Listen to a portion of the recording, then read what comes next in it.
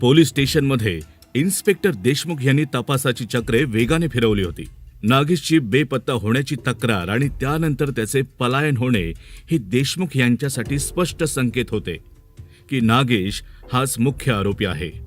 त्यांनी महाडिक यांच्या फार्म हाऊसच्या खोलीतील प्रत्येक वस्तू बारकाईने तपासण्याचा आदेश दिला. हवालदार राऊत आणि त्यांच्या टीमने कसून तपास सुरू केला. हवालदार राऊत यांनी आपल्या साहेबांना फोन केला. साहेब, खोलीत फार काही नाही मिळालं.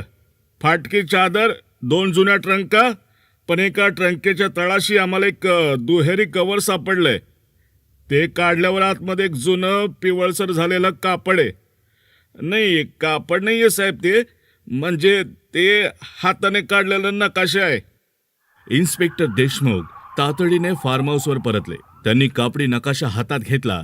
तो नकाशा फार्म हाऊसच्या मूळ बांधणीचा आराखडा होता आणि एका विशिष्ट ठिकाणी म्हणजेच बुजलेल्या जुन्या विहिरीच्या जागेवर एक मोठे गडद एक्स चिन्ह शाहीने करण्यात आले होते. एक्सच्या बाजूला एक अस्पष्ट रेषा काढली होती. जणू काहीतरी मोजले होते. इन्स्पेक्टर देशमुख त्या नकाशाकडे पाहतात. महाडिक साहेब, या जागेवर जुनी विहीर होती ना, ती नक्की कधी बुजवली आणि सर्वात महत्वाचं का बुजवली? वय साहेब, हे बघा, म्हणजे सुमारे 6 वर्षापूर्वी मी ती जागा सपाट करायला सांगितली होती, कारण मला तिथं नवीन काहीतरी बांधकाम करायचं होतं. पण साहेब, मला या नकाशाबद्दल काहीच माहिती नाही हो. माझ्या वडिलोपार्जित मालमत्तेची ही जुनी रचना वाटते मला. अच्छा. संबंध आहे महाडिक साहेब. हा नकाशाच खुनाचे खरे कारण आहे. गणेश आणि नागेश हे दोघे साधारण 4 महिन्यांपासून या फार्म हाऊसवर काम करत होते. विहीर बुजवली असली तरी त्यांना कोणत्या तरी मार्गाने या एक्स जागेचा आणि त्या दडलेल्या रहस्याचा पत्ता लागला असावा. कदाचित खोदकाम करताना त्यांना जुन्या विहिरीचे कोणते तरी चिन्ह सापडले असेल किंवा जुन्या मजुराकडून माहिती मिळाली असेल. पोलिसांनी त्वरित विहिरीच्या जागेवर जिथे एक्सचे चिन्ह होते तिथे पुन्हा खोदायला सुरुवात केली. थोडं खोलवर गेल्यावर त्यांना मातीच्या ढिगाऱ्याखाली एक मोठं ऐतिहासिक बनावटीचं मडकं सापडलं. ते मडकं अर्धवट तुटलेलं होतं. बाजूला मातीमध्ये मडक्याचे आणखी काही तुकडे विखुरलेले होते, पण आतमध्ये काहीच नव्हतं. हो, राऊत, मडकं तर रिकामं आहे, पण याच मडक्यात तो खजिना होता. जुन्या काळी लोक आपली संपत्ती विहिरी किंवा जुन्या भिंतीमध्ये लपवत असत. मला वाटतं या दोघांना ते मडकं आणि त्यातली सोन्याची नाणी, जुने दागिने किंवा चांदीचे दागिने सापडले असावेत आणि हाच तो हिस्सा होता. खजिना सापडला, तो वाटून घेण्यावरून वाद झाला असावा आणि एका मित्राने दुसऱ्याचा जीव घेतला. मी सांगतो ना, या खजिन्यातला काही हिस्सा नागेश घेऊन पळाला असणार. पोलिसांचा तपास आता स्पष्ट झाला होता. जुन्या विहिरीतील खजिना, हव्यास, वाद, खून. इन्स्पेक्टर देशमुख यांनी नागेशच्या मोबाईलचे शेवटचे लोकेशन, जे बारामती शहराच्या जवळचे होते आणि त्याच्या पुणे सोलापूर हायवेवर राहणाऱ्या नातेवाईकांच्या पत्त्यावर पाळत ठेवली. नागेशने हुशारी करून फोन बंद केला होता, पण संपत्तीचा हव्यास त्याला शांत बसू देत नव्हता. त्याला लवकरात लवकर तो हिस्सा घेऊन कुठेतरी दूर पळून जायचं होतं. शनिवारी पहाटे पुणे सोलापूर हायवेवरील एका धाब्यावर पोलिसांना माहिती मिळाली. हॅलो साहेब, मी नाही, ते तुम्ही जसं वर्णन केलं होतं ना, तसा एक माणूस पाहिला इथे. हो साहेब. हा, नाही, तो खूप घाबरलेला दिसत होता. सारखं मागे वळून बघत होता आणि त्याने ना साहेब रात्री उशिराच्या बारामती सोडणाऱ्या बसची चौकशी पण केली. आणि साहेब, त्याच्याकडे एक जड जुनी कापडी बॅग आहे. तो सारखी ती छातीजवळ दाबून ठेवत होता. साहेब, तो ना खूप अस्वस्थ वाटत होता आणि मला वाटतं तो तोच माणूस आहे ज्याचं तुम्ही वर्णन केलं होतं साहेब. हो साहेब. अहो, थँक्यू काय साहेब. हां, ठीक आहे साहेब, ठेवतो फोन. पोलिसांनी तात्काळ पुढील बस स्थानकांवर आणि पुणे सोलापूर हायवेच्या मार्गावर नाकेबंदी केली. दुपारच्या वेळी एका दूरच्या बस स्थानकावर नागेश शिंदे पोलिसांच्या जाळ्यात अडकला. त्याची अवस्था अत्यंत दयनीय होती. अंगावर मातीचे डाग, डोळ्यात भीती आणि पूर्ण रात्र न झोपल्याने आलेला थकवा. त्याच्या हातात असलेली जुनी कापडी बॅग पोलिसांनी तपासली आतमध्ये जुन्या पद्धतीची सोन्याची आणि चांदीची नाणी व ऐतिहासिक बनावटीचे दागिने सापडले. एकूण किंमत लाखोंच्या घरात होती. त्या खजिन्याच्या तेजाने नागेशच्या हातातील हातकडी अधिक गडद दिसत होती. नागेशला पोलीस व्हॅनमधून बारामती पोलीस स्टेशनकडे आणले गेले. त्याच्या चेहऱ्यावर पकडल्या गेल्याचे आणि भीतीने ओथंबलेले भाव होते. इन्स्पेक्टर देशमुख हवालदार राऊत यांना म्हणाले, राऊत, संपत्ती माणसाला किती बदलू शकते ना, याचा हा मूर्तिमंत पुरावा आहे. ज्या हिस्स्यासाठी त्याने मित्राचा जीव घेतला तो हिस्सा त्याला केवळ तुरुंगापर्यंतच घेऊन आलाय. त्याने तक्रार करून पोलिसांना गोंधळात पाडण्याचा प्रयत्न केला, पण त्याला मित्राचा मृतदेह पुरण्याची घाई झाली आणि तो पुरावा तो नष्ट करू शकला नाही. त्याची हीच घाई आणि हव्यास त्याला नडला. पोलीस स्टेशनच्या बाहेर पावसाच्या सरी कोसळत होत्या आणि आतमध्ये सत्य उघडकीस येत होतं. वातावरण गंभीर आणि शांत होतं. इन्स्पेक्टर देशमुख आणि नागेश शिंदे समोरासमोर बसले होते. नागेश, तुझ्या बॅगेत हा हिस्सा सापडलाय. गणेश चव्हाणचा मृतदेह मुरमाच्या ढिगाऱ्याखाली सापडला. आणि हो, तो नकाशाही आम्हाला मिळालाय.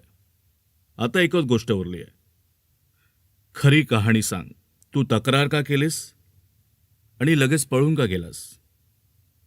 नागेशने डोळे बंद केले आणि त्याच्या डोळ्यातून पश्चाताप आणि भीतीचे अश्रू वाहू लागले.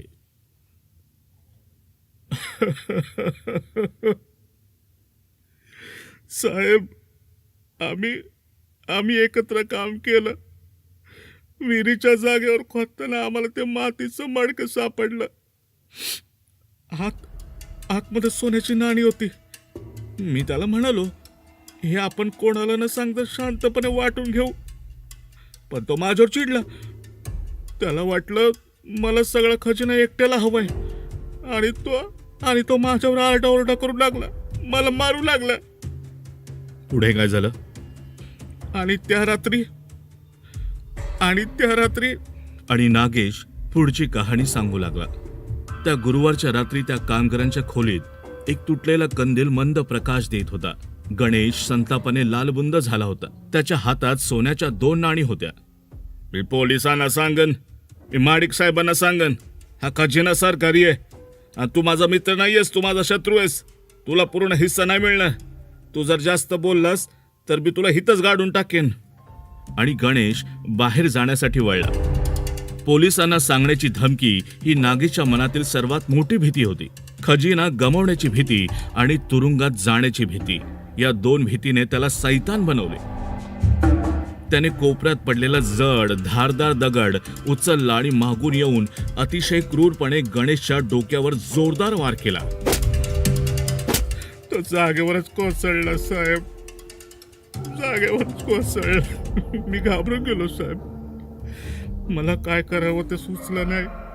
मी घाईघाईने त्याला फरफडत भाग नेलं आणि ढिगाऱ्याखाली दाबून टाकलं. मला वाटलं पाऊस पडेल आणि सगळं धुवून जाईल.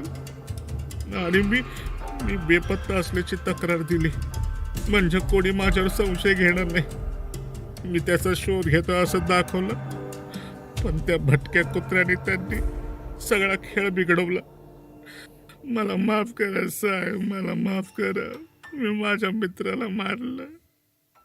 इन्स्पेक्टर देशमुख यांनी नागेशचा कबुली जबाब रेकॉर्ड केला.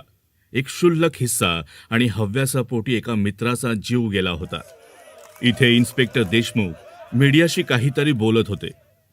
पुणे जिल्ह्यातील बारामती येथे घडलेला हा खून केवळ एक गुन्हेगारी घटना नाही, तर मानवी स्वभावाच्या गडद बाजूचं चित्रण आहे. या गुन्ह्याची उकल भटक्या कुत्र्यांच्या भुंकण्यामुळे झाली. हे सर्वात महत्त्वाचं आहे या केसमध्ये. हे बघा, खजिना, हव्यास आणि विश्वासघात या 3 गोष्टींनी गणेश चव्हाणचा जीव घेतला आणि नागेश शिंदेला गुन्हेगार बनवलं.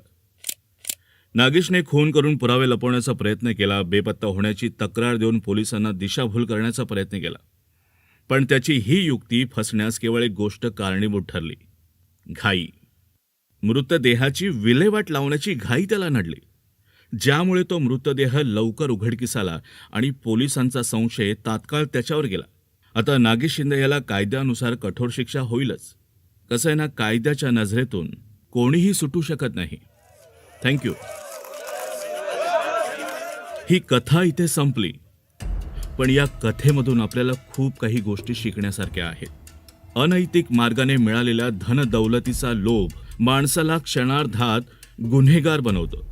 संपत्तीपेक्षा माणुसकी आणि नीतिमत्ता मोठी आहे.